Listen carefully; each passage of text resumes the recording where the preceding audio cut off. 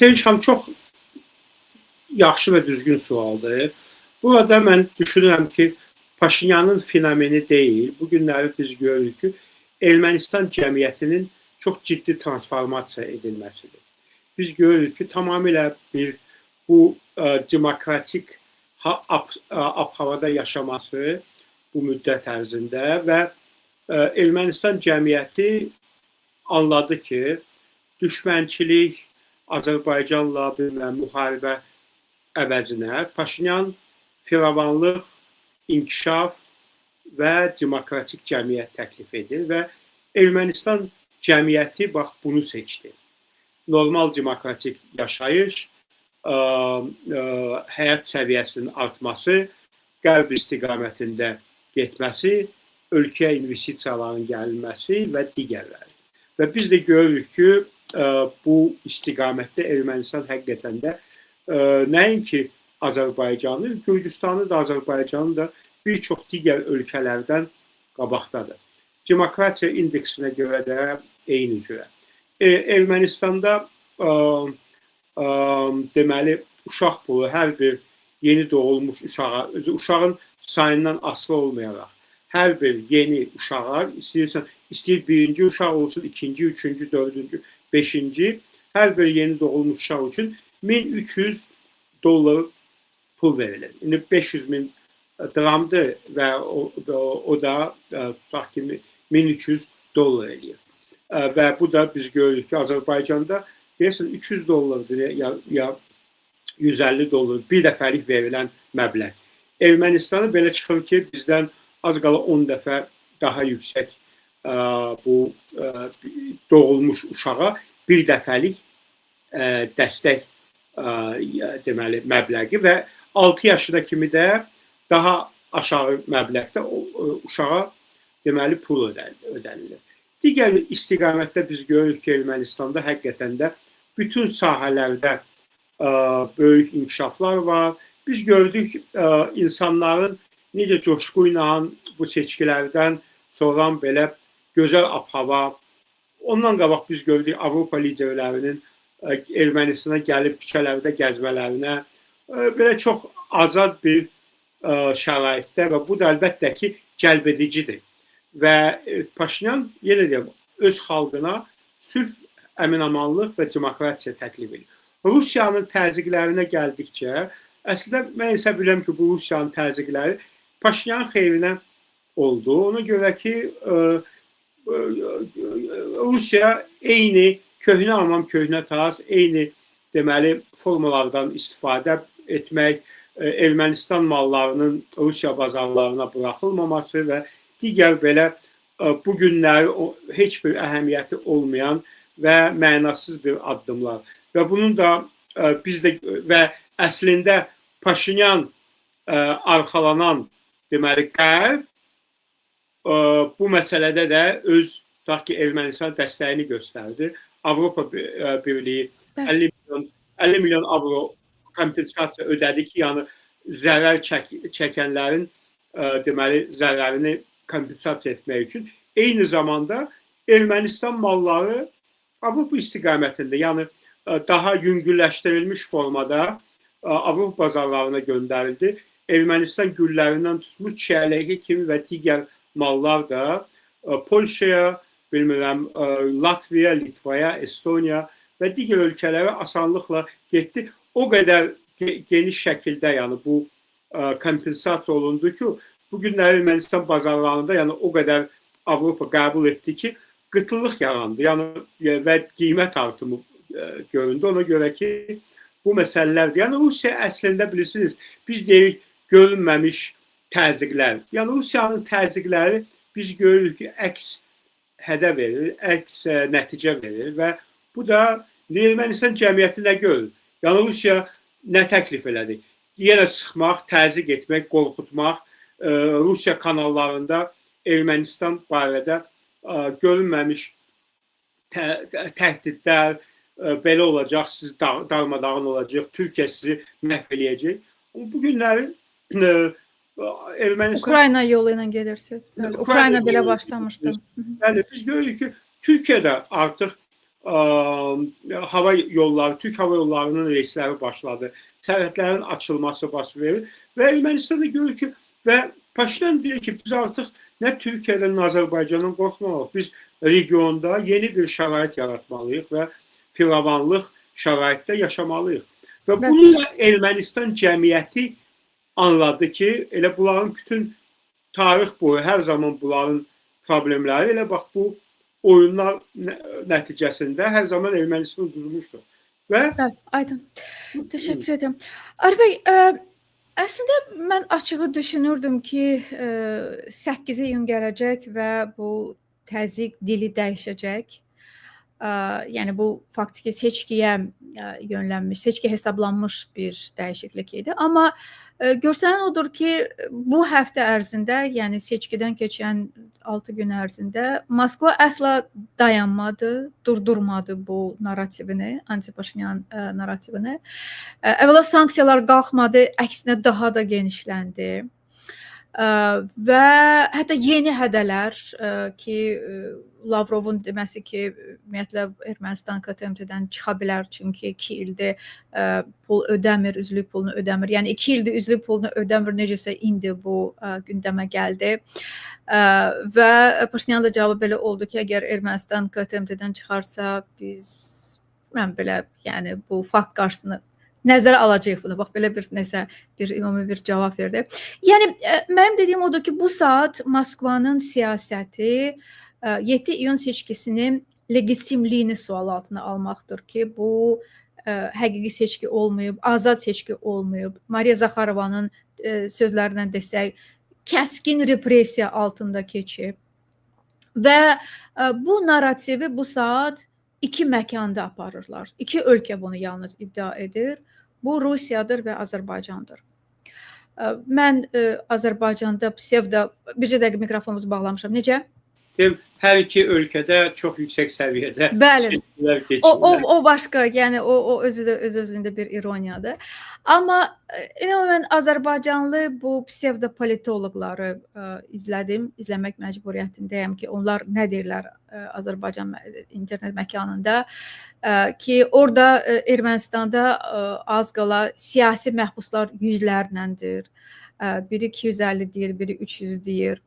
Yəni o şəxsləri nəzərdə tuturlar ki, məsəl üçün seçki saxtalaşdırılmasında iştirak edib, yaxud seçkilərə rüşvət verib, hətta 7 iyunda həbs olunanlar da olub bildiyimiz kimi, yaxud elə Karapetyanın özünə əvvəlcə həbs verilmişdi, daha sonra ev dustaqlığına əvəz oldu. Mən də razıyam ki, ola bilsin ki, onun o sözlərinə görə ki, biz başqa cür edəcək, bu elə çevriliş anlamına gəldi. Amma söhbət Rusiyanın Ermənistana göndərmiş olduğu bir saxtakar milyarderdən gedir. Yəni necəsə olur, bax ki, öz ölkəmizdə bu qədər siyasi məhbusu görmür, amma Ermənistanda isə bu dırnaqarası siyasi məhbusların qeydinə qalır. Yeri gəlmişkən Gürcüstandan da biz bu həftə belə bir deməli bəyanat eşitdik ki, necə olur deyir, ABŞ Azərbaycandakı siyasi məhbusları görmür, amma Gürcüstandan danışır. Yəni bax belə o bir lətifə vardı. 2 keçəlin söhbəti, bilmirəm siz onu bilirsiniz yoxsa, bilirsiniz, bəli. Bir keçəl o birisine deyir ki, sən məndən daha keçərsən, deyir, nəyə görə, çünki sənin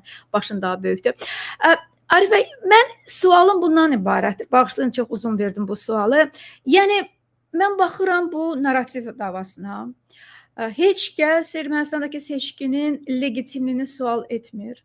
Legitimliyini sual edən, onu repressiya altında kəskinləş, nə bilim, qanun pozunu keçirdiyini deyən Moskvadır və Bakıdır. Bu təsadüfi ola bilərmi, yaxud nə baş verir?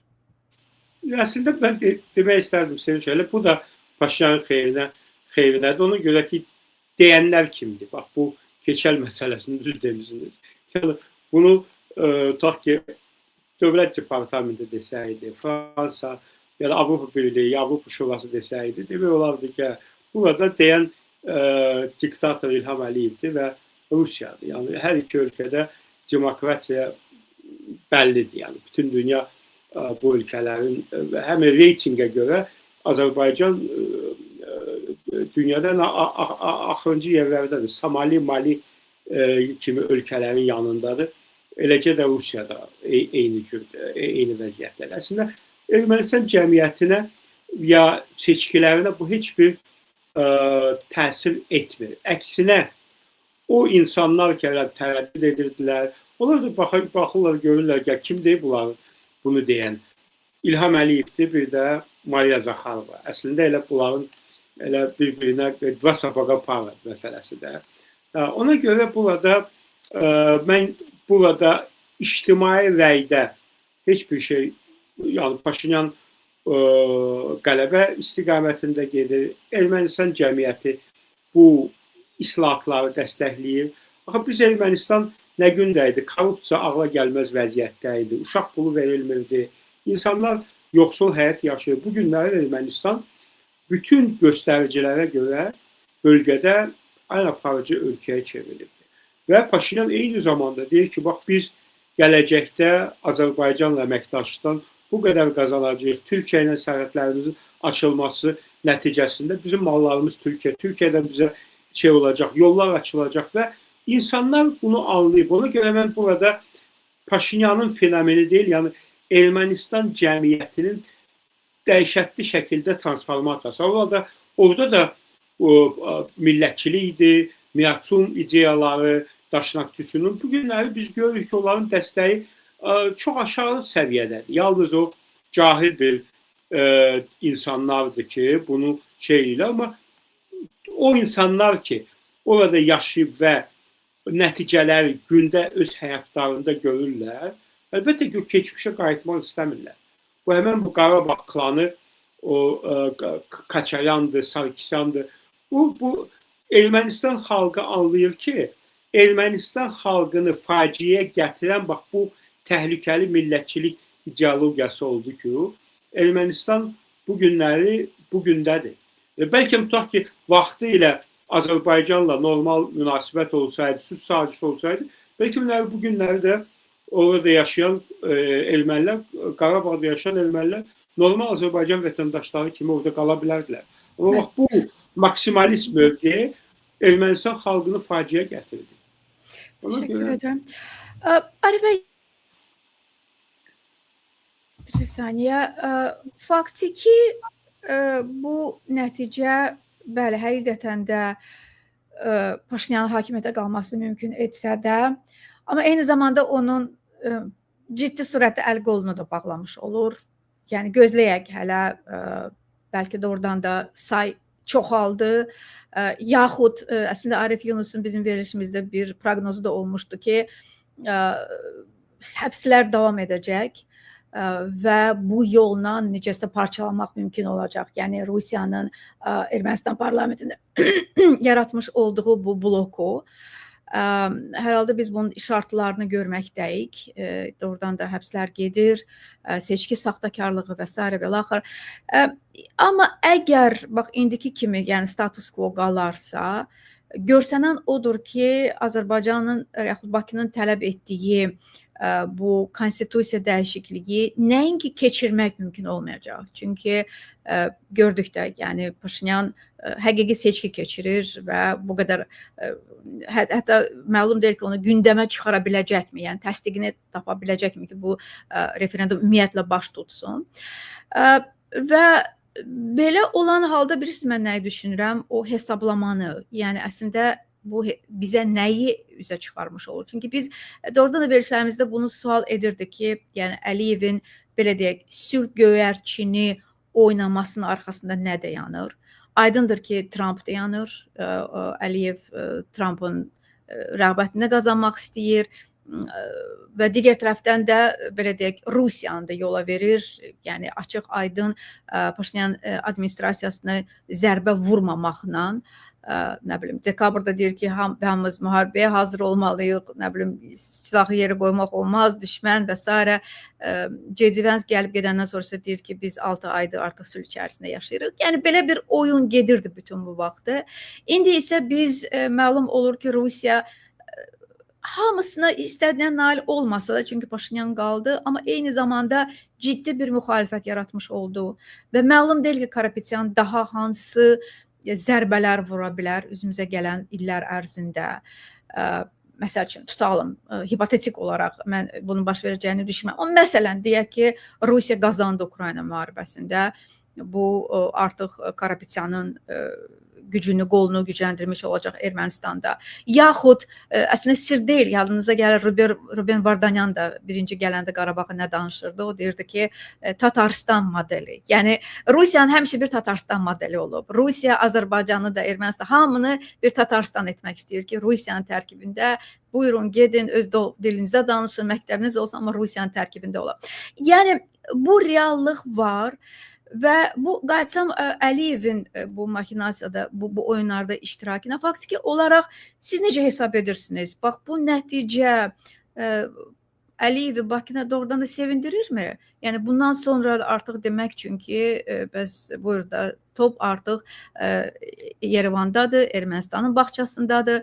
Biz gördük, orada ölkənin yarısı Azərbaycanla sülh istəmir, orada Azərbaycan fobiya var və s. beləxır. Vəssalam, biz göyərçinik, onlar sülh istəmirlər. Hər şey də buna hesablanmışdı mı? Yoxsa sizin düşüncələriniz? Yox, bu əlbəttə ki, hələlik tezdir iki ölkə arasında böyük bir sülhdən, barışıqdan danışmaq. Ona görə ki, müharibənin hələlik izləri vardır. Hər bir ailədə, hər bir deməli, yəni hər iki cəmiyyətdə bu var. Yəni hələlik bu demək ki, tam düşmənçilik aradan qaldırılıbdır. Bu hələlik buna tez demək. Amma eyni zamanda biz bilirsiniz, Əliyevin qısqançılığı nə ilə bağlıdır? Bu görür ki, yəni Ermənistan nefti, qazı, mineralları olmayan Ermənistan Azərbaycanı keçir. Həm iqtisadi artım Ermənistanda ümumdaxili məhsul 7-8% artım var. Azərbaycanı 1%. O da sual altındadır. Digər yəni bu uşaq puludan danışdıq. Ermənistana sürətlə investisiyaların gəlməsi, Ermənistan mallarının Avropa bazarına çıxarılması. Əslində, bax, bu böhran, Rusiya bazarlarının bağlanması Ermənistan kənd təsərrüfatı məhsullarının üçün yol açdı və bu yolu artıq yenidən yəni, bağlamaq çətin olacaq. Yəni, Avropa artıq bunu qəbul edəndən sonra Ermənistan bu yolu davamlı olaraq əminəm ki, istifadə bu bir dəfəlik olmayacaq. Bu artıq Ermənistan öz mallarının bu istiqamətə çatdıracaq. Mən sizə deyim ki, bugünün özündə də burada mağazalar var ki, çox sayılı Ermənistan malları var. Çox sayılı. Və düz deyil, indi tutaq ki, Belçika malları, Fransa malları qədər deyil. Amma turşulardır, bilmirəm, bu keçəndə görülür, badımcan ikrasıdır, meyvələrdir, mürəbbələrdir, kanyaklardır, şərablardır, çox sayda artıq və bunu da biz son zamanlar daha da çox görürük. Ona görə Əliyev bu görür, rubl gəlir Ermənistanda enir. Görür ki, Türkiyə Ermənistanla artıq hər zaman Azərbaycandan icazə istəyirdi ki, bax, biz Azərbaycandan çox şey asılıdır. Amma biz görürük ki, Türkiyə artıq öz yəni Ermənistanla münasibətləri Azərbaycana baxmayaraq etməyə başladı. Bu da göz qabağındadır. O ki, bizim kim idi? Deməli, Türkiyənin danışıqlar üzrə nümayəndəsinə belə alçaldıcı sözlər deyəndən sonra bu da əlbəttə ki, Erdoğanın diqqətinə çatdırıldı və biz gördük ki, buna əksinə Ermənistan-Türkiyə münasibətlərində deməli düzəlməsi istiqamətində daha da geniş addımlar atıldı və bu həm Türkiyə üçün önəmlidir, həm Ermənistan üçün. Yəni Əliyev başa düşür ki, artıq Ermənistan gücləndikcə Cənubi Qafqazda belə bir mərkəz rol Ermənistana keçir. Ona baxmayaraq ki, Azərbaycan enerji baxımından digər məsələlərdən daha cəlb edici olmalıdır. Amma diqqət Qərbin, Avropa Birliyinin, Avropa Şurasının diqqəti Ermənistana yönəldilir. Amma Azərbaycan artıq Avropa Şurasından demək olar ki, qovulubdur. Avropa Parlamentində münasibətlər kəsilibdir. Və bunu da İlham Əliyev anlayır ki, Fransa ilə münasibətlərdə bu Məhəmməd Mirzəlinin ona qarşı bu törədilən bu qətl cəhdi və orada böyük məhkəmə gedib, bütün Fransa bunu izləyir. Bu da əlbəttə ki, bu da Azərbaycan rejiminin bir qatil rejimi olduğunu, siyasi oponentlərinin öldürülməsi üçün hansısa kriminal dəstələri göndərilməsi, onların xidmətindən istifadə edilməsi. Bu əlbəttə ki, Əliyev anlayır ki, onun ətrafında bu manevr imkanları daralır və bu da faktdır. Türkiyə ilə qısqanclıq bundandır. Yəni. Türkiyə ilə də görünən oldu ki, Türkiyə ilə də münasibətlərdə hansısa gərginliklər var. Bax, bu da var. Və Türkiyə üçün də, mən sizə deyim ki, Türkiyə üçün belə bu günləri gələcəkdə Ermənistan daha maraqlı bir müttəfiqə çevrilə bilər. Hərbi də olmasa, iqtisadi baxımından Türkiyə biznesmenləri Ermənistanla işləmək bəlkə daha əlverişlidir. Nəinki tam korrupsiyaya batmış Azərbaycanı. Biz görürük artıq Qarabağda və digər bölgələrdə iş açmış, orada layihələrdə iştirak edən Türk iş adamlarının başına nə oyunlar açılır? Pulları verilmir, qovulurlar, bilmirəm, şərtləri dəyişdirirlər və bu da gündəmə çevrilir. Bəli, siz əslində suala cavab verdiniz ki, bu qısqanclığın səbəbləri nədir? Həqiqətən kifayət qədər səbəb var və mənim gəldiyim müşahidə ondan ibarətdir ki, prezident aparatı avtobus müxalifətinə hərəsinə bir tapşırıq verib və belə deyək, vurub salıb deməli meydançaya ki, hərə gedin danışın, müsahibələr verin. Əslində xatırlayıram Azər Qasımlı azadlıqda olanda bizə müsahibəsində demişdi ki, Azərbaycan rəhbərliyi özü üçün avtobus müxalifətini də bir neçə seksiyaya bölüb, bir neçə hissəyə bölüb, sən nə bilim qərbpərəst rolunu oynayacaqsan, sən ruspərəst rolunu oynayacaqsan, türkpərəst rolunu, İranpərəst rolunu oynayacaqsan. Həqiqətən də bu seçim də var. Amma toplayanda bu narrativlərin hamısını bir yerə görsən odur ki, tapşırıq bundan ibarətdir ki, gözdən sal, bu qələbəni gözdən sal. De ki, bu qələbə Azərbaycana görədir. De ki, Paşinyan o qədər də demokratik deyil, yalandır bu söhbətlər ki, orada demokratiya var. Görürsünüz, siyasi məhbuslardan danışırlar. Yəni Azərbaycan rəhbərliyin, Azərbaycan Ermənistanda siyasi məhbuslardan danışır. Amma bilirsiniz, məni ən çox güldürən nə oldu? Adları çəkməyim də, yəqin ki, şərəfləndirməmək üçün. Yenə də belə bir qeydirmə müxalifət partiyasının rəhbəri danışır ki, bəs sən demə Paşinyan elə əvvəldən Rusun adamıdır. Sadəcə olaraq Moskvaya ən çox əl verən elə Paşinyandır. Onun üçün bunlar hamısı oyundur ki, güya Moskva Paşinyana qarşı mübarizə aparır da, deyir. Əslində deyir. Bunlar hamısı yalandır. Elə, yəni ultimate, yəni sonuc olaraq bu ismarıcı verir ki, çox da şey eləməyin. Yəni Azərbaycan sən demə Ermənistan rəhbərliyi ilə müqayisədə daha müstəqil, daha suveren, daha Moskvadan uzaqlaşır. Bunlar hamısı oyundur. Yenə qayıdırıq o məsələyi sizin çox gözəl açdınız. Bunlar hamısı qısqanclığın nəticəsidir və açıq-aydın rəhbərlik də bunu görür. Yəni bizim şəxsən mənim illər əvvəl dediyim kimi bir yadıma gəlir, Tofiq Yaqublu həbs olunanda və döyülmüşdü həmin gün. Tofiq Yaqubun gözləri qapqara qaralmışdı. Bizim canlı yayıma bir xanım zəng eləmişdi və dedi ki, kaş ki bizim rəhbərimiz elə Paşinyanı olaydı. Mən də demişdim, kaş ki. Yadınıza gəlir, ona görə məni nə qədər linç etdilər. Necə bir linç kampaniyası gedirdi. Amma bugün isə Azərbaycan cəmiyyəti konkret deyir ki, kaş elə bizim rəhbərimiz Paşinyan olardı. Biz də bir demokratiya görərdik, biz də bir seçki görərdik. Nəysə. Buyurun. Bəli, Sevinç xanım, mən sizlə tabi razıyam. Burada həm qısqanclıq var, həm indi bu əlbəttə ki, Azərbaycan yaxşı ki siz izləyirsiniz. Mən sözünüzü Azərbaycan mətbuatını ümumiyyətlə izləmirəm. Orada hər şey əlbəttə ki, rejimin prezident administrasiyadan gələn tapşırıqlara uyğun olaraq, siz dediyiniz kimi hər birinin öz rolu var. Bu avtobus müxalifətinin öz rolu var.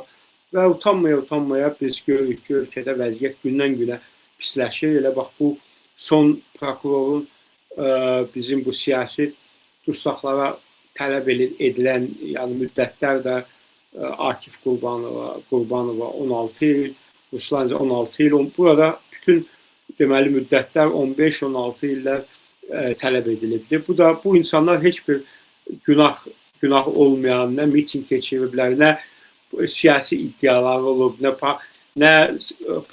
parlamentdə ya da ki seçkilərdə iştirak edir. Yəni bu adamlar yalnız hüquq müdafiəçiliklə məşğul olan, öz fikirlərini deyən insanlardır və buna utanmaya bunlar Paşinyana yönəliblər. İndi Paşinyan da biz onu əlbəttə ki, biz anlamalıyıq ki, Paşinyanı, yəni düşünmək ki, Ermənistan bu günləri tam belə Avropa demokratiyası, orada bax bütün bu təzyiqlər nəzərə alaraq, bu agenturanın gəlməsini nəzərə, əlbəttə ki, məcburdurlar orada hansısa addımlar atsınlar.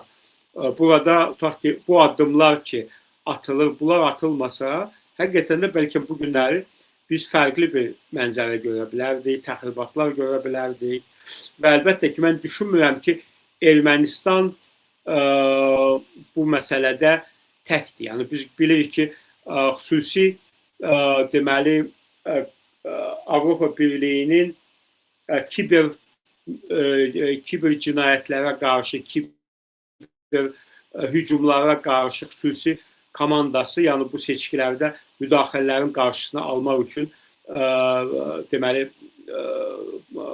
bu xüsusi bir qrup deməli fəaliyyət göstərirdi ki, bax bunların qarşısı alınsın. Necə ki, Moldova seçkilərində və digər seçkilərdə. Yəni Ermənistan bu müqavimətdə, bu Rusiya ilə kəllə-kəlləyə tək əlbəttə ki olsaydı, bəlkə də Rusiya daha nələrsə və Rusiya özü başa düşür ki, artıq Ermənistan Qərbin himayəsi altındadır. Burada Amerikanın böyük rolu var. Bilirik ki, bölgədə ən böyük Amerikan səfirliyi Ermənistandadır. Burada Avropa Birliyinin də biz görürük rolu. Ermənistanda bu samitə Kanadanın baş nazirindən tutmuş gəlmişdi və bu əlbəttə ki, Ermənistan dəstəyinin nəticəsi idi.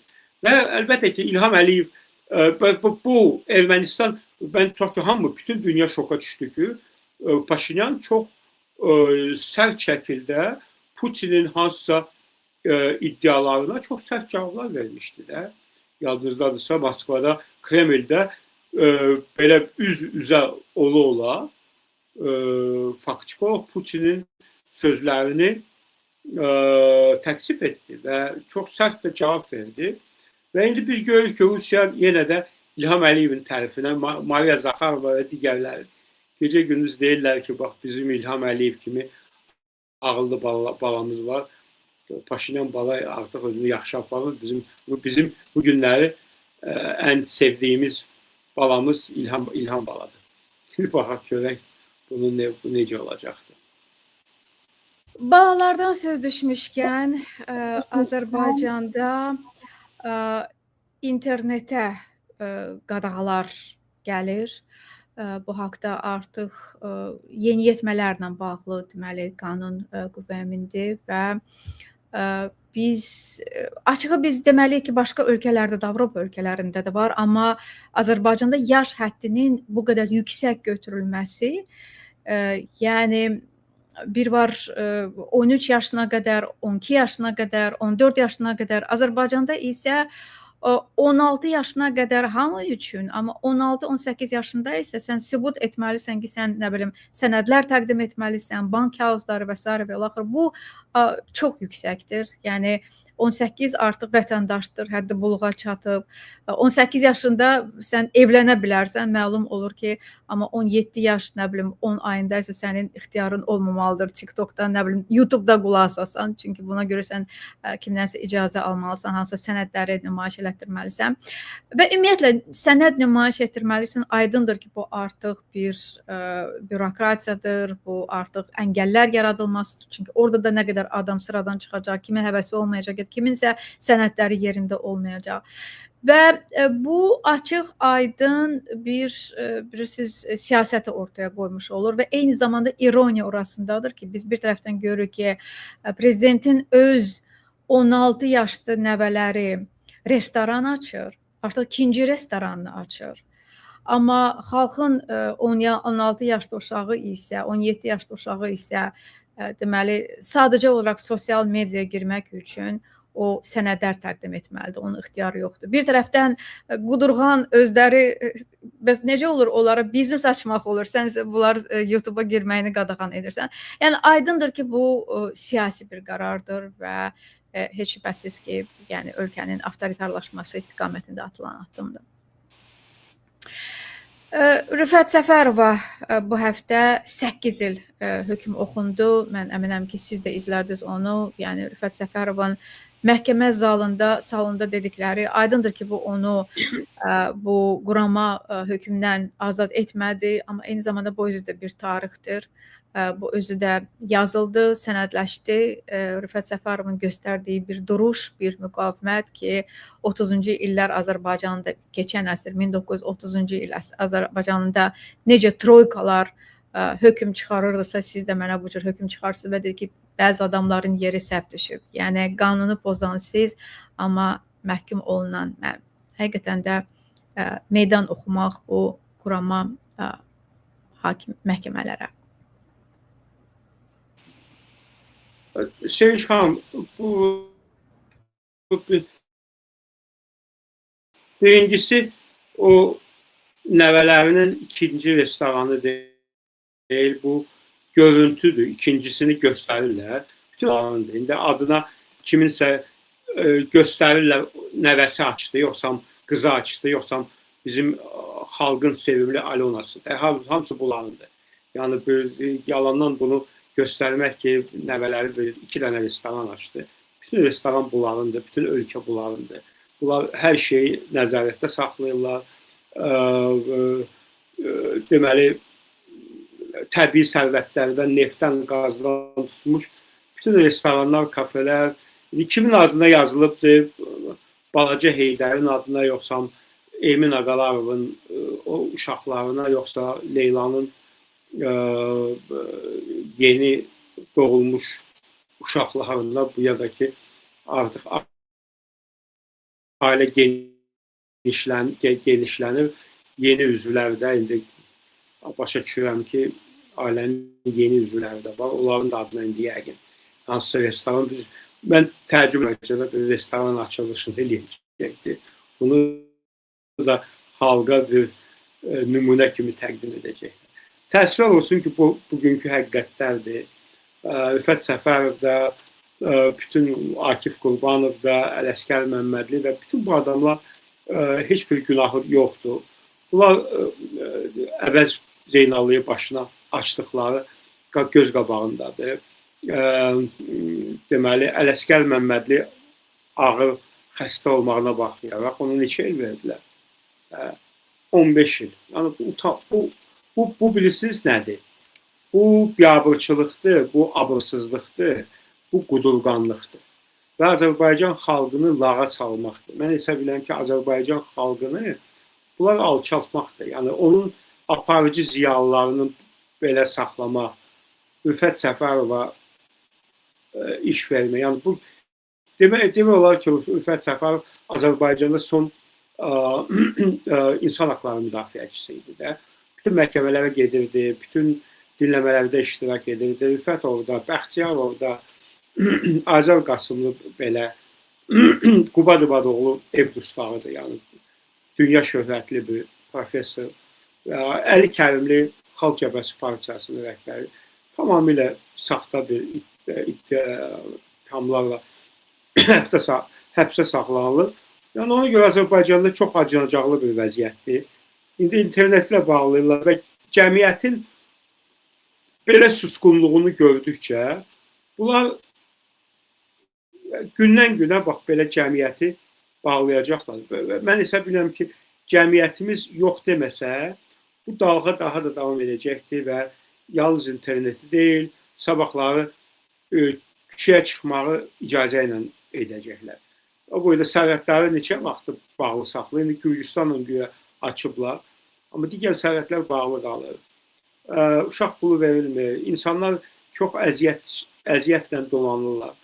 Ona görə bilirsiniz, bax Rüfət Səfərov da o boyda gözəl bir insan. Yəni öz həyatını bu xalqa həsr edilmiş. Onun məhkəməsinə gələn adam çox idi mi? O sosial şəbəkələrdə bu adamlara biz kifayət qədər dəstək görürükmü? Yox, bunu görmürük. Ona görə biz özümüzdə də günah hiss etməliyik ki, bir cəmiyyət kimi biz bu xalqın nümunəvi insanlarını kifayət qədər lazımlı səviyyədə dəstək vermirik. Bu da böyük bir problemdir.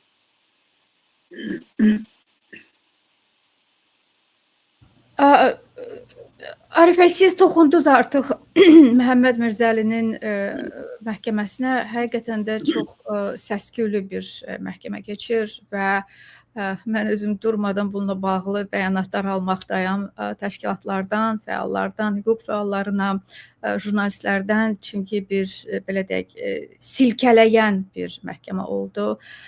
Çünki Fransa inqilabının vətənində, yəni ümumiyyətlə hamıya məlumdur da Fransada avtoritarlara münasibət necədir, onlar öz krallarını nə günə qoydular və belə bir ölkəyə gəlib bir blogeri sadəcə olaraq nələrsə dediyinə görə dəfələrlə ona hücum etmək, bıçaqlamaq, nə bilim başını kəsmək və s. və ilaxır və məlum oldu ki, burada artıq kiminsə bir bəyanatı deyil, bu sübut olunur sənədlərlə, məhkəmə ilə ki, Azərbaycandan göndəriliblər, məqsədləri öldürmək olub, cinayət törətmək olub və sonra qaçıb yenə gizlənmək, saxta pasportlarla və s.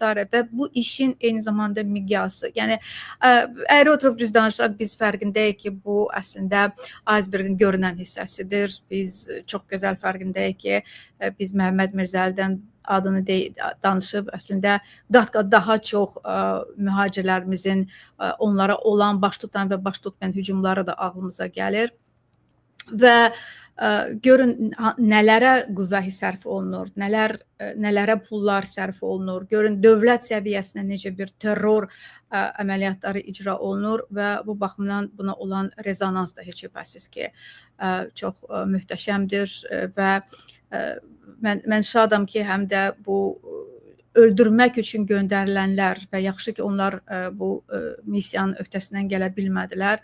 Allah Məhəmmədin yanında oldu, Məhəmməd sağ qaldı bütün bu hücumlara və bəd əməllərə baxmayaraq. Amma bunu edənlərə qarşı yüksək səviyyədə cəzanın təyin olunması, yəni 30 il birinə, 25 il o birisinə, yalnız bir adam bəraət qaldı da, qalanları 8 il, 9 il və eyni zamanda bir də Fransaya da daxil ola bilməyəcəklər. Yəni, buna sizin münasibətiniz, xatırlayırsınız da, əslində sərhədsiz reportyorların bəyanatında xatırladırlar ki, İlham Əliyev filan ildə Fransa televiziyasına demişdi ki, gedin araşdırın da və buyurun, araşdırdılar və doğrudan da nələr üzə çıxmış oldu. Yox, mən sözünüzü Fransanın bu məsələyə bu qədər diqqət yetirilməsi də bir unikal idi. Yəni. Amma bu əslində normal, yəni bu anlaşılandır ki, yəni bu Avropaya sən banda göndərginə, özü şəkilləri var, baxırsan, nakolkalar satda, yəni əməlli başlı baş kəsənlər göndərilmişlər. Tutaq ki, hansısa bir belə adi insanlardır. Hamısı əməlli başlı bir cinayətkar qrupunun göndərilməsi və Avropa məkanının mərkəzində belə bir cinayət törədilməsi cəhdi. İndi Məhəmməd bəy sağ qaldı, amma çox ciddi əməliyyatlar keçirildi. və bundan sonra mən hesab edirəm ki, Avropada bu məsələ daha da diqqətlə deməli izlənəcəkdir. Azərbaycandan gələn və Azərbaycan hakimiyyəti ilə bağlı insanların necə deyirlər, dosyeləri daha ciddi deməli təhlil ediləcəkdir və bu əlbəttə ki, Azərbaycan hakimiyyətinin mahiyyətini indi əvvəllər İlham Əliyevi diktator deyirdilər, amma artıq burada killer, yəni bir cinayətkar dəstənin başında, yəni burada sübut olunur ki, bu adamlar öz başına gəlmir. Bu adamlar heç Məhəmməd Mirzəlini tanımırlar. Bundan ünsiyyət olmuyor. Məhəmməd Mirzəli bunlarla heç bir ünsiyyəti olmuyordu. Bunlarla əlaqəsi olmuyordu. Və əlbəttə ki, bu anlaşılandır. Bu bütün dünya başa düşür ki, bu adamları Azərbaycan dövləti göndərir. Biz Azərbaycanın hansısa adam deyil, yəni bu cinayətin arxasında birbaşa rəsmi Bakı durubdur. Və ona görə bu da kifayətdir ki, gələcəkdə bir Azərbaycan hakimiyyətini eyni zamanda digər ölkələr daxilində terror əməliyyatlarının aparılmasında günahlandırılması mümkündür və gələcəkdə heç kəsin bu dünyanın sabahçısını bilmək olmaz. Və sabahları hansısa beynəlxalq məhkəmədə Azərbaycan hakimiyyəti dinlənilsə, əminəm ki, bu cinayətlər də daha açıq şəkildə necə deyirlər, qovluqlara əlavə ediləcəkdir. Burada Vidadi İskəndərinin də ölümü hamı anlayır ki, elə onu da qətlə yetirənlər eyni bir komandanın üzvləridir və mən düşünmürəm ki, bu məsələ ilə bitir. Mən əminəm ki, bunun ipləri daha geniş istiqamətləri gətirəcəkdir. Ola bilsin ki, bu adamların adları da orada çıxacaqdır. Artıq çıxır da indi və sanksiyalardan söhbət gedə bilər və daha geniş şəbəkəyə və ən yüksək səviyyə kimi bu araşdırmalar apara bilər. Əgər biz ümumiyyətlə ölən tənqidçiləri yadımıza salsa, bu siyahı daha da böyüyür. Hələ bura heç vaxt qətlə açılmamış Elmar Hüseynovu da əlavə etsək, hələ digər jurnalistləri, hələ jurnalistlərin xaricdə və Azərbaycanın özündə olan hücumlar, yəni ciddi bir portfolyo yaranır, yəni profil yaranır ki, əslində yəni bunun adı sizin dediyiniz kimi dövlət terrorudur. Çünki dövlətin vəzifəsi bu vətəndaşları müdafiə etməkdir. O isə ona qarşı qətillər, döymələr, hücumlar, hədələr hazırlamaqdadır. Həqiqətən də bu baxımdan bu ciddi bir məsələdir və təşəkkürlər həqiqətən çox sağ olsun Fransa ki, oradan da Fransa mühakiməsi, Fransa ədaləti öz sözünü dedi. Yəni əslində yenə qayıdıram o məsələ ki, Fransa kimi bir ölkədə bunu etmək, yəni Fransa inqilabının beşiyi ki, bütün dünyanı təsirləndirdi və sən gedib tənqidçini, sözə olan belə bir hücumu edərsən, əlbəttə ki, bu ağlasığmaz idi və bu baxımdan bu məhkəmənin bu nəticələrlə nəticələnməsi də oradan da yaxşı xəbərdir. Yalnız təsəvvür etmək olar ki, Məhəmməd Mirzəli bütün bu müddət ərzində hansı hissləri keçirib, yəni qarşısında bu qədər onu öldürmək üçün olan insanları görmək, onlara cavab vermək, onların ithamlarını cavablandırmaq və ümumiyyətlə nəzərə alsaq ki, Məhəmmədin, yəni cavan bir oğlandır, yəni əslində İlham Əliyevin qızları yaşında bir adamdır və onu cavan bir şəxsisən həyatdan öldürmək üçün nələrə əl atılır və bu izah edir ki, nə üçün Azərbaycanda Mirzəlinin və elə digərlərinin də müraciət etdikləri məsələlərə baxılmayıb. Xatırlayırıq ki, Məhəmməd Mirzəlinin də elə Göyçayda bir müraciəti var idi ki, mənə hücumlar olub, araşdırın bunları və s. Məlum olur ki, nə araşdırmaq, özləri Azərbaycandan bir qatar adam göndəriblər ki, get və onu aradan qaldır. Həqiqətən çox kədərli hadisə. Mən bu həftə olan başqa bir xəbərə sizin münasibətinizi almaq istəyəcəm. Beləliklə, bu həftə CNN-in bir hesabatı işuzu gördü. 4 anonim mənbəyə istinad olunurdu, adlar çəkilmirdi. Amma onların dediklərindən belə bir qənaətə gəlmək olar ki, o mənbələr ya İsrailə məxsusdur, ya Amerika, ya da ki, ümumiyyətlə bu əməliyyatları tanıyan mənbələrdəndir, yaxud onlara yaxın mənbədir. Və bu mənbələrin CNN-ə təsdiqlədiyinə görə, güya Azərbaycan ərazisində İrana qarşı müharibə zamanı ciddi bir deməli fəaliyyət olub. İsraildən göndərilən qüvvələr deməli İran sərhədi yaxınlığında yerləşiblər. Buradan İrana qarşı güya dronların hücumları ilə bağlı koordinasiya olunub. Güya hətta İran kəşfiyyatının liderini öldürmək üçün fəaliyyət oradan idarə olunub və s. və ilaxır. Sizin fikirlərinizi eşitmək istərdim. Aydındır ki, gözlənildiyi kimi Bakıda buna çox sərt bir reaksiya özünü gözlətmədi və Azərbaycan Xarici İşlər Nazirliyi bunun yalan olduğunu bildirdi və dedi ki, CNN deyəsən buna görə ya üzr istəməlidir, yaxud ya da ki, belə deyək, düzəliş verməlidir. Sizin fikirləriniz, buyurun.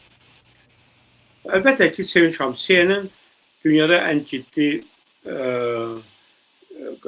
deməli mətbuat sahəsi, məlumat və informasiya sahəsi ən ciddi kanallardan hesab olunur. Bu günləri dünyada hansısa otelə getsən, hansısa bir hara getsən, görürsünüz ki, CNN-in ona baxmayaraq ki, bu günləri Trump'ın CNN-dən zəhləsi gedir. Bugünün özündə də mən hesab edirəm ki, CNN yenə də ən güclü necə informasiya deməli şirkətidir və 4 mənbəyə bunlar demədilər ki, bizdə təsdiqlənməmiş məlumatlara görə ya hansısa digər ifadə işlətmədik. Bunlar dedilər ki, 4 fərqli mənbə. Fərqli mənbə o küçədə kimisə tutub soruşmaq mənbəyi deyil. Yəni, bu məsələnin içində olan hansısa mənbələrdən söhbət gedir. Burada bu Sepahın kəşfiyyat xidmətinin rəhbərinin öldürülməsi Azərbaycana həyata keçirilibdir. Eyni zamanda Təbriz istiqamətində zərbələr koordinasiyası Azərbaycandan keçirilməsi. Biz də bilirik ki, Təbriz Azərbaycanlıların yaşadığı bir şəhərdir. Ən çox orada yaşayanlar Azərbaycanlılardır. Və indi bunu biz bir dənə Xarici İşlər Nazirinin bəyanatı ilə məsələ bitməməlidir. Yəni, Azərbaycan həqiqətən də hesab edir ki, bu məlumatlar həqiqətə uyğun deyil. Biz bunun davamını görməliyik. Amma biz gördük ki, bu məsələ bir dənə bəyanatla məsələ bitdi. Amma bu izlər qaldı. Yəni, bunu bütün dünya eşitdi. Bunu İran da eşitdi, bunu Türkiyə də anladı və bu əlbəttə ki, Əliyev üçün narahat edici bir faktor olmalıdır. Xüsusilə də biz görürük ki, burada İranla danışıqlar görünən odur ki, artıq hansısa son nəticəyə yaxınlaşma gedir. Mən sözünü Sevinç xanım, bilmirəm, bu fikirlə razısınız yoxsa yox. Mən istisna etmirəm ki, gələcəkdə ümumiyyətlə, bax, bu günlər İranla Amerika düşmən bir münasibətlərdir də. Bir çox hallarda belə gərgin düşmançılıqdan sonra birdən bu hər şey dəyişir və bəlkə də müttəfiqləri də çevirə bilər. Yəni, burada görünən odur ki, hər iki tərəf sınadı imkanlarını, güclərini, ancaq görünən odur ki, indi bax, biz həqiqətən də bu sülh memorandumun imzalanmasını görsək, deməli, burada hansısa daha geniş razılaşmadan söhbət gedər. O, deməli, məsələlər ki, hələlik bu barədə açıq danışılmır. Burada Trump'ın İrana 300 milyardlıq sərmayə qoymaq belə bir təklifi.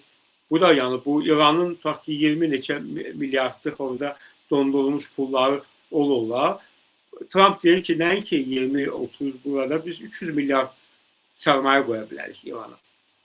Və İranı, bax, mən düşünürəm ki, Amerika dünyası anladı ki, İranı güclə, bilmirəm, bombalanmaqla heç də etmək olmaz. Ancaq İranla əməkdaşlıq, İranı hansısa bir bu müsbət istiqamətə gətirmək, əməkdaşlığa gətirmək, İran üçün şərait yaratmaq, İranın tutaq ki, bu həmən Hörmüz körfəzində boğazında yerləşən ölkələrin İrana necə deyirlər, pul köçürmələri, anladığıma görə Birləşmiş Ərəb Əmirlikləri artıq 3 milyard dollar İrana pul keçiribdi və bu məbləğ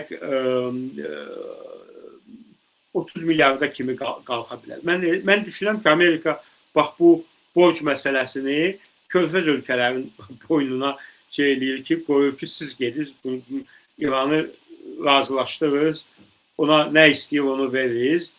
Ona görə ki, bunu etməsəniz mən sizi müdafiə edən deyirəm. Burada mən düşünürəm ki, həqiqətən də bu dəfə, biz dəfələrlə eşitmişdik ki, sülh sazişi olacaq, olmayacaq, amma bu dəfə görünən odur ki, yalnız Trump deyil, yalnız İranın Xarici İşlər Naziri Arakçı deyil. Biz görürük ki, Pakistanın baş naziri də bu barədə danışır. O da deyibdi ki, artıq saziş az qala 24 saat ərzində imzalana bilər. Ona görə biz yeni bölgədə yeni bir faktor görə bilərik. Amma bir məna olaraq bu müharibədən sonra İran siyasi baxımından güclənmiş çıxır. Amma Amerika ilə bunlar daha geniş razılaşmalar əldə etsələr, İran üçün çox gözəl perspektivlər açılır. O cümlədən iqtisadi perspektivlər, Amerikanın maliyyə imkanları daha geniş. Yəni burada İran 20 öz deyir mənə bir abbasımı ver. Burada deyir ki, mən sənə nəyə bir abbas? Mən sənə tutaq ki, daha böyük. Sən iqtisadiyyatını inkişaf etməyə, sərmayələr qoymağa, sən neft deməli yataqlarını deməli birgə olaraq onun kəşf edilməsi, istismar etmək. Biz deyirlər, şirniyyətçi belə bir addımlar atılsa, mən hesab edirəm ki, İran daha asanlıqla razılaşmalara gedə bilər və görünən odur ki, komanda, bu Arakçıdır, Qalibafdır, elə Pezişkan da, bu adamlar görünən odur ki, müsbət bu sülh sazişini imzalamaqda meyillidirlər və mən nələrsə baş verir, yəni müsbət nələrsə baş verir və Amerikada anladı ki, güclə, hədəflə İranı belə eləmək mümkün olmayacaq. Daha düzgün yanaşmaq, İranla razılaşmaq və normal münasibətlər qurmaq. Yeri gəlmişkən bu həftə başqa bir cəbhədə də bir danışıq başladı. Deməzdim ki, publik bizə nəsə çox şey məlumdur, yalnız təxmin etmək olur. Əvvəla fon, kontekst ondan ibarətdir ki, artıq neçə həftədir ki, Ukrayna Rusiyanı Krımda sıxışdırmaqdadır, faktiki olaraq onu blokadaya salmaqdadır, mühasirəyə salmaqdadır, onun arteriyalarını vurmaqdadır, nə bilim, körpüləri, neft zavodlarını faktiki olaraq çöktürür Krımı. Yəni Krımda güya ki, indi yay sezonu başlayıb, mövsümü başlayıb, amma adamlar deməli hərəkət etmək üçün benzin tapa bilmirlər, o talonlar da dayandırıldı. Ora gedən irişir, qalır, qayıda bilmir və s. və ilaxır və belə bir olan halda deməli Britaniya, Fransa və Almaniyanın səfirləri Moskvada bir danışığa nəsə təklif etdilər Moskvaya. Mənim təxminim bundan ibarətdir ki, indi razılığa gəlinə qədər ki, gec deyil. Amma bu həftə başqa bir hadisə də oldu. Ümumiyyətlə Krım isterikası əlbəttə öz-özlüyündə xüsusi bir mövzudur ki, yəni unutmayaq ki, işğal Krımdan başlayıb və hələ də özlərini aldadırlar ki, Kursk kimi orada bir nəsə desant əməliyyatı, nəyinə lazımdır Ukraynanın desant əməliyyatı? Ukrayna Rusiya deyil ki, öz əskərlərini bada versin, öldürsün. Elə bu cür boğur da onu.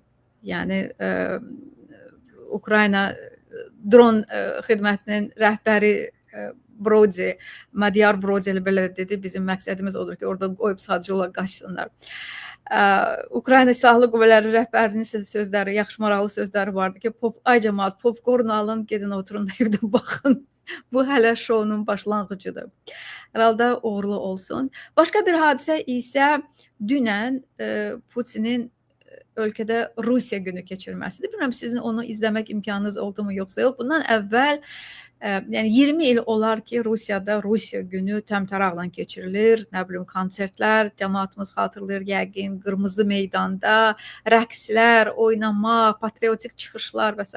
Bu dəfə isə içəridə keçdi. Artıq konsert falan yox idi və Putin bunları deməli elə Kreml korpusunda kompleksində hərbçilərlə görüş şəklində keçirdi, medallar verdi və s. Amma mən əvvəldən axıracan izlədim o söhbəti, o görüşü. Təxminən bir 50 dəqiqə olardı. Başa düşmək üçün ki, hansı şou göstərilməkdədir. Deməli, baxın Arif bəy, hərbçilər, əvvəla bir məqama qoyum, kənara tulayım onu ki, dəfələrlə müharibə kəlməsi işlətdilər. Yadınıza gəlir də müharibə sözünə görə adama 6 il, 5 il həbs cəzası verirlər ki, sən cəmaatı nüfuzunu, nə bilim, xələl gətirirsən silahlı qoyla. Özləri artıq Putin özü də müharibə deyir. Deməli, hərbçilər də müharibə deyirlər. Bu heç bunu qoyduq kənara. Hərbçilərə aydındır ki, bunlar hamısı dirijor çubuğu ilə əvvəlcədən razılaşdırılmış çıxışlar idi və hərbçilərə söz verilirdi ki, onlar güya baş komandana əhval-ruhiyyəni çatdırsın ki, problemlər nədən ibarətdir. Və bunlar da, hərbçilər də dönə-dönə dronlardan danışdılar. Biri deyir ki, dronlar bizim başımızın üstündə uçur. O biri deyir ki, bizim silahlı qüvvələrimiz bu dronları görə bilmir. O birisi deyir ki, tərpənmək olmur və s. və xahiş edirik, siz elə dronları yaratmaq üçün tapşırıq verin ki, bizim silahımız onlarınkindən daha yaxşı olsun və s. və Putin öz dili ilə etiraf etdi ki, deyir, bəli, mən bilirəm, sizin hamınız mənə bu haqda məlumat verirsiniz. Hər gün siz mənə bu haqda məlumat verirsiniz. Baxın, hər gün siz mənə Ukrayna dronları haqqında, problemlər yaşandığı haqqında məlumat verirsiniz. Deyir, mən bilirəm necədir, siz nə istər keçirirsiniz, bizim qoşunlar başını qaldıra bilmir, başının üstündə deyir, milçək kimi o dron dayanıb. Başını qaldıra bilmir dronlara görə. Təsəvvür edin. Yəni, bilirsiniz, və sual yaranır. İstəyirəm ki, siz də bu haqda fikirlərinizi bildirəsiniz ki, nə üçün bunu edir Putin? Mənim təxminim bundan ibarətdir ki, çünki cəmaət artıq bilir burada bu problemləri və artıq bunu gizlətməyin mənası yoxdur. Və Putinin də taktikası budur ki, bunu dilə gətir və de ki, narahat olmayın, çıxış yolu gəlir, biz onlardan daha yaxşı silah üzərində işləyirik. Buyurun. Görürsən, Putin yəni başa düşür ki, yalnız özü başa düşür, ətrafı da başa düşür ki, bu müharibəni udmaq qeyri-mümkündür. Çox böyük itkilər baş verir. Artıq bu günlər Moskvada, Sankt-Peterburgda, digər bölgələrdə benzin qıtlığı yaranırdı. Yəni və əvvəllər Moskvada, Sankt-Peterburgda bu problemlər yox idi. Artıq Rusiyanın deməli paytaxtında, Moskvada da bu hiss olunur. Narazılıq artır. Rusiyada o cümlədən güc blokunda, yəni bu yalnız əhalidən söhbət getmir.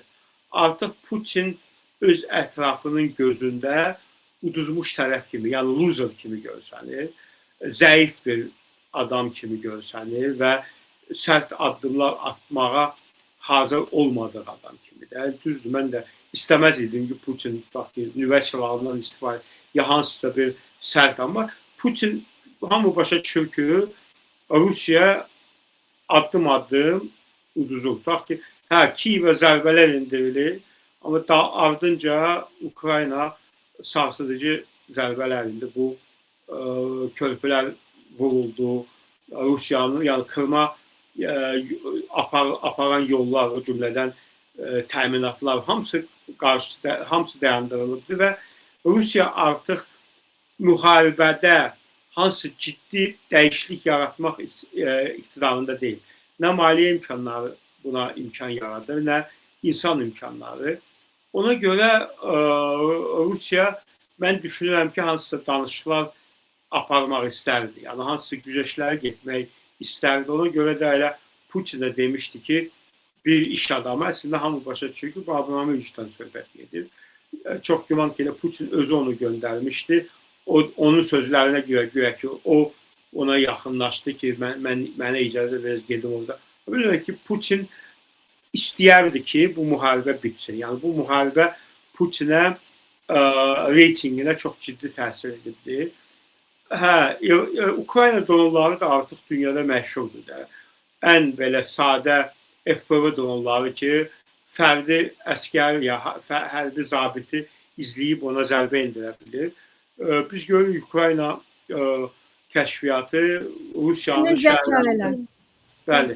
Əslində şikayətlərdən biri də buydu. Yəni Rus hərbçilərindən biri danışır ki, onlar artıq süni zəkadan istifadə edirlər bu dronlarda, FPV-lər və deyir bizim üçün bunun variantı yoxdur. Bilirsiniz, mən yenə altını çizmək istəyirəm ki, necə dəyişmiş oldu. Yəni həqiqətən də Ukrayna texnologiyası, Ukrayna silahlı qüvvələri müharibənin 5-ci ilidir də. Ağlımıza gətirə bilərdikmi ki, Rusiya televiziyasında Rusiya ordusunun cılızlığı, zəifliyi, bacara bilməməsi, geri qalması bu cür ictimailəşsin. Mən qadıram yenə o məsələyə ki, Putin bunu məqsədli surətdə edir. Necə ki, bundan əvvəl gizlədirdilər, bundan sonra da gizlə. Amma artıq gizlətməyin variantı yoxdur. Xalq bunu bilir.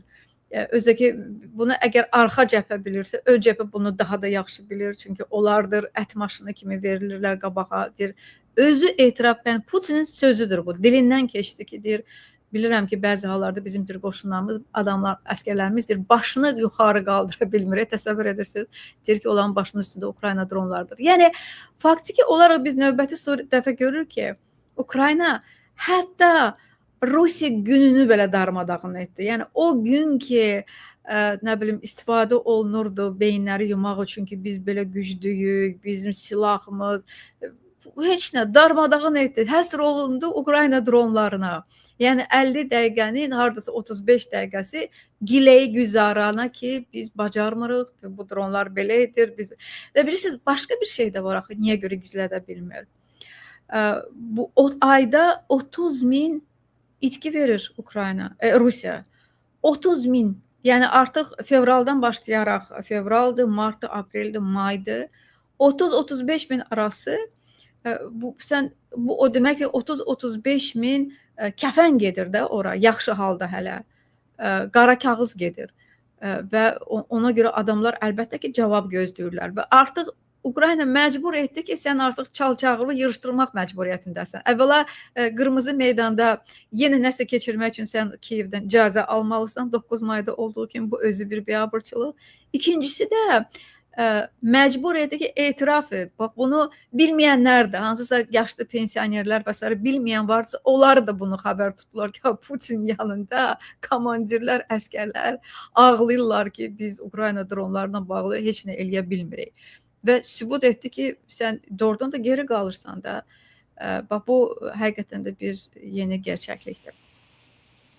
Şam, Ukraynada bu günləri birincisi bu dronların keyfiyyəti bir sıra faktordan asılı. Mikroçiplər, yəni ən müasir mikroçipləri almaq Ukraynada belə imkanlar var. Rusiya biz onların Areşik balistik raketinin deməli daxilini araşdırandan sonra orada çox sayılı Belarus çipləri var. Orada Belarus çipləri də başa düşürük ki, heç də yeni deyil. Onların 100 mikrondur. O zamanki Nvidia'nın deməli çipləri 3 mikrondur. 0,3 mikrondur. Ona görə əlbəttə ki, Ukrayna bu çipləri də ala bilir. Bu həftə, bağışlayın sözünüzü kəsirəm, Ukrayna hərbi büdcəsini rekord səviyyədə artırdı. Mən sizə sadəcə bir rəqəmi söyləyəcəm, çünki başqa rəqəmləri özüm də yadda saxlaya bilmədim. Bilirsiniz ki, bu 90 milyard da ayrılır, artıq hissə və s. İlk dəfədir ki, Ukraynanın 2026-cı il, bu il yalnız hərbi büdcəsi 30 milyard dollardır. Yəni, bütün Azərbaycan büdcəsi bir ildə hər şey, pensiyalar, pul, səhiyyə, nə bilim, nə, tikinti və s. Hamısı bu saat Ukraynanın yalnız bu il üçündür. Ya ilin yarısı da gedib də. Yalnız bu qədər rekord səviyyədə artdı? Axı burada əlavə edin Ukraynanın ölkələrlə, NATO ilə, Avropa ilə imzalamaqda olduğu dron sazişlərini. Hərəsi neçə milyarddır? Mən oturub da hesablamamışam. Məsəl üçün Norveçlə hardasa bir 8 milyardı var. Hərbi əməkdaşlıq onun böyük hissəsi dronlardır. Nə bilim Almaniya ilə var, İsveçlə var, Finlandiya ilə var, Fransa ilə var, NATO ilə ümumilikdə var. Bura hələ siz yaxın şərq ölkələrini əlavə edin, Bəhreyni əlavə edin, Qatarı əlavə edin ki, İran müharibəsindən sonra onlar da müştəri düşdülər Ukrayna dronlarına və s. Hələ Azərbaycanla da güya nəsə var, bizə açıqlanmır, elə deyilmi? Yəni əlbəttə bu həm texnologiyadır, həm puldur, həm döyüş təcrübəsidir. Əlbəttə bunların qarşısına tab gətirə bilməyəcək. Ona görə Putin yenə başladı, köhnə narrativini işə saldı ki, güya biz Ukrayna ilə yox, bütün dünyaya qarşı müharibə aparırıq. Bəli, sözünüzü kəsdim. Buyurun. Böyle bir şey, bax bir dənə də izləyici də yazır ki, Ukrayna rəqəmsal texnologiya ümumi Rusiyanın 97-ci ildən aparıcı respublikası idi.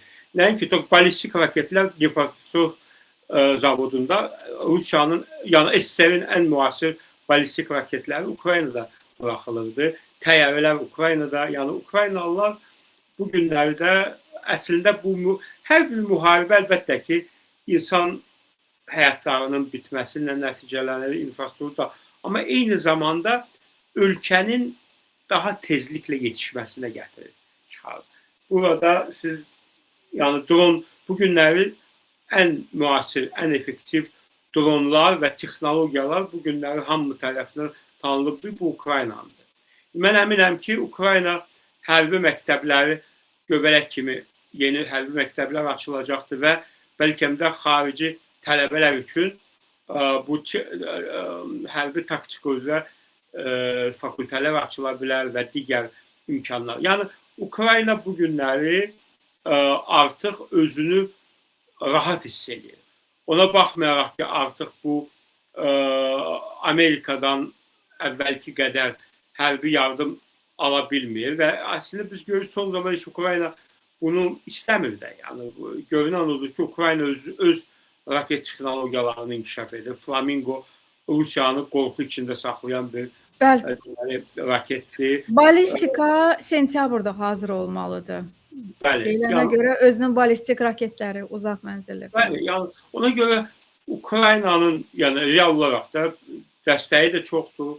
Ta ki Ukraynanın dronları Starlink vasitəsilə naviqasiya edilir. Rusiyada Starlink səviyyəsində onların deməli imkanları yoxdur. Onların naviqasiyası belə deyil. GLONASS köhnə bir sistemdir ki, onun heç yaxın da gələ bilmir. Yəni Putin Starlinkə də toxundu. Çünki Starlink də xüsusi bir mövzudur və bu haqda da hesabatlar olub. Hətta New York Times yazmışdı ki, yenə də Pentagondakı mənbəyə əsasən yazmışdı ki, Ukrayna, deməli Starlink Elon Musk'ın Peak şirkətidir və Ukrayna ondan ilk gündən istifadə edir bu müharibə müddətində. Amma sən demə Ruslar nə edibmiş? Rusiya isə Ukraynanın bu Starlinkini oğurluyurmuş və ondan istifadə edirmiş müharibə üçün. Və bu il, hardasa bu ilin yanvarı ya fevralında Ukrayna bunu kəşf etdi ki, sən demə Ruslar bizim Starlink'i götürürlər və bunu verifikasiyasını keçirməyə başladılar ki, ax-siyahı sübut et ki, sən Rusiya, sən nə üçün istifadə edirsən, kimsən və s. və dağıtmış oldular Rusiyanın bu Starlink ətrafında qurmuş olduğu mexanizmi, sistemi və Rusiya Starlinksiz qaldı və fevraldan başlayaraq Ukrayna başladı, Rusiya ordusu düşdü deməli nakauta, çaşqınlıq, itirdilər bir-birlərlə əlaqəni, komandan bilmir, əskər hardadır, əskər bilmir, komandan hardadır, əlaqə yox və s. və laxır. Ukrayna da bundan istifadə etdi, irəliləməyə başladı və rekord səviyyədə əraziləri azad etməyə başladı. Dünən Putin Starlinkə də toxundu. Daha doğrusu aydındır ki, əvvəlcədən razılaşdırılmış mövzular içərisində Starlink də var idi, çünki orada başqa ssenari mümkün deyil. Və Putinin sözləri bundan ibarət oldu ki, narahat olmayın. Biz Starlinkdən də yaxşısını tapmışıq. Nədir o? Az qalıb gəlir. Yəni belə də bizim də silahlarımız daha yaxşıdır. Az qalıb gözləyin gəlir. Starlinkimiz də var. Az qalıb gözləyin gəlir və s. amma ad yox, heç nə yox. Sadəcə olaraq belə də adamların başının altına balış qoymaq ki, hər şey yaxşıdır. Putin cəmiyyəti sakitləşdirmək istəyir. Yəni ona görə ki, başa düşür ki, artıq reytingi də düşür. Cəmiyyət artıq yorulub bu müharibədən. Siz düzgün vurguladınız ki, ayda 30 mindən artıq itkiləri var da. Belə baxanda da Amerika İranla 40 günə yaxın hərbi əmr. İndi də yəni bəzi hallarda bu toqquşmalar gedir. Amma bütün bu müddətdə Amerika gəmisi 12 dənə hərbiçini itirdi. 12 dənə, yəni 40 günlük müharibədə 12 dənə hərbiçisini itirdi və bəzi tutaq ki, hansısa pis vəziyyətə düşmüş ya katapult edilib öz həyatını xilas etmək üçün yəni düşmən ərazisinə, yəni İran ərazisinə düşmüş pilotları Amerika neçə dənə deməli helikopter, təyyarə göndərdi ki, öz pilotunu xilas etmək üçün. Yəni bu öz hərbiçilərinə olan münasibətin göstəricisidir. Ona görə Putin bu günləri hədər qorxu da elə bilər, hansısa vədlər də verə bilər, amma Putin bu günləri artıq Rusiya cəmiyyəti daxilində, güc strukturları daxilində artıq zəif bir fiqur kimi qəbul olunur və mən hesab edirəm ki, belə gedişatla, yəni Putin çox belə pis vəziyyətə düşür. Ta ki, Zelenskinin məktubu da bu kifayət qədər alçaldırıcı bir məktub idi da. Bilmirəm, baxdınız yoxsa yox, bundan CNN-in deyəsən korrespondenti soruşur ki, bəs deyir, sizin o məktubunuz kifayət qədər təhqir edici idi də, Putinin yaşından danışır, onun xidmət müddətinə. Bir də Zelenski gülməkdən ölür.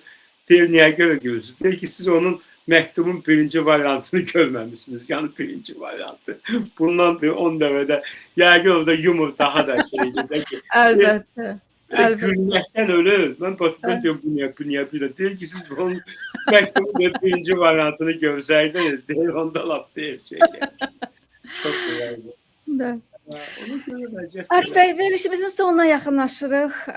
Daha 2 məlumatım olacaq, onu çatdırım. Əvvəla, yəqin gördünüz ki, bu Paşinyanın kampaniyasında xeyli yallı da var idi. Elə deyilmi? Yəni, meydanda yallı gedirdilər və s. Bugün xəbərlərdə görürəm ki, ümumiyyətlə, memlər çox böyük rol oynadı da. Yəni, etiraf edək ki, memlər heç nə etmirsən. Sadəcə olur, Paşinyan qoydu qabağına, sup yiyir, şorba yiyir, mem populyar, çiyələk yiyir Alen Simonyanla populyar, yaxud oturur kameraya baxır, musiqiyə qulası, sonra belə bir işarə qoyur, populyar. İndi mən görürüm bugün deməli Azərbaycan Təhsil Nazirində deməli yallı gedib məktəbdə deməli tələbə və şagird və müəllimlərlə vallah yallı getmək yox, iş görmək lazımdır. İstənilən halda izləyirlər. İzləmə var əlbəttə ki. Mənim başqa bir xəbərim isə mən həqiqətən hörmət etdiyim və xətrini istədiyim bir xanımla bağlıdır. Flora xanım Kərimova. Flora xanım biraz xəstələnib, deməli xəstəxanadadır. Və bugün mətbuatda yazılıb ki, prezidentin köməkçisi və Heydər Əliyev Fondunun icraçı direktoru Anar Ələkbərov xalq artistına baş çəkib və o həkimlərlə görüşərək müalicə prosesinin gedişatı barədə ətraflı məlumat alıb. Sənətkarın yaxınlarının verdiyi məlumata əsasən Flora Kərimovanın vəziyyəti hazırda həkim nəzarəti altında stabildir və sağlamlığının bərpası istiqamətində bütün zəruri tədbirlər görülür və eyni zamanda deyilir ki, Heydər Əliyev sənətkarın müalicə prosesi Heydər Əliyev Fondunun prezidenti Mehriban Əliyeva tərəfindən nəzarətə götürülüb. Yəni bu da bir, nə bilim də, Azərbaycan reallığıdır da. Müalicə olunmaq üçün kiminsə nəzarəti altında olmalısan, nə bilim, bir qanun işlədiyi ölkədə olsaydı Flora xanım elə sadəcə istənilən bir xəstəxanaya gedəcəkdi və ona lazım olan müalicə də kimsənin nəzarəti altına alınmadan da görüləcəkdir. İstənilən halda biz Flora xanıma tez sağalmağı arzulayırıq, bizim üçün dəyərlidir. Mən də bu qoşuluram bu arzulara. Mən də Flora xanıma can sağlığı, tezliklə sağalmasını arzulayıram və əlbəttə ki, bu həqiqətən də Azərbaycan musiqi sənətində bir iz buraxmış bir xanımdır və ümidvarıq ki, yəni, hər şey yaxşı olacaqdır. Elə azadlıq mübarizəsində də mən deyərdim. Çünki Onun amma ki, reallığı da yaddan çıxarılmamalıdır, onun xidmətləri. Təşəkkür edirəm. Arif bəy Şahmarlı ilə idik. Minnətdaram sizə Arif bəy. İzləyicimizin xahiş lütfən ayrılmazdan əvvəl bəyənməni bizə çox görməyin, dəstək olun, üzv olun, abunə olun. Sabahadək Allah'a emanet. Salamat qalın. Hələlik. Sağ olun. Minnətdaram sizə. Sağ olun. Efirə getməyin. Videoları